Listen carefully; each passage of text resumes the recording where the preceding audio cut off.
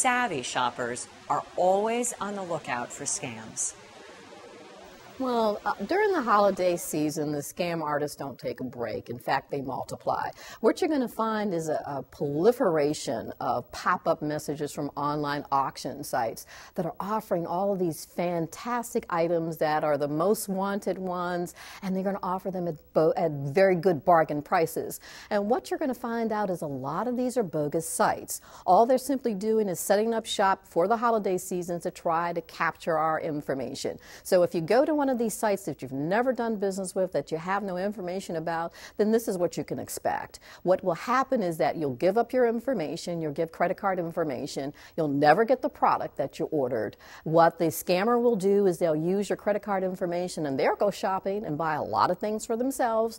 And if you did give up personal information, they will use it for identity theft. So during the holiday seasons, it's not the time to go onto these flashy online auction sites. You want to make sure that you're only doing business with companies that you already have an established reputation with and that are legitimate. As most of us are familiar with phishing, well, there's a new twist on phishing, and it's called smishing.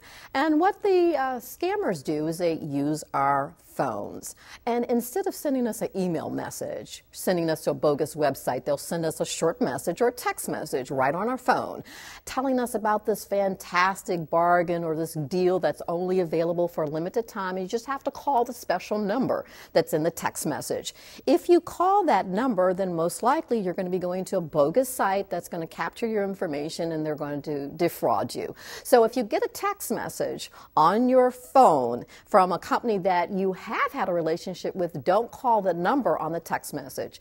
Go to the website for that particular company or to the information you already have on hand and only call that number. That's the only way you can be sure that you're not calling some bogus number and you don't get scammed by the smishers.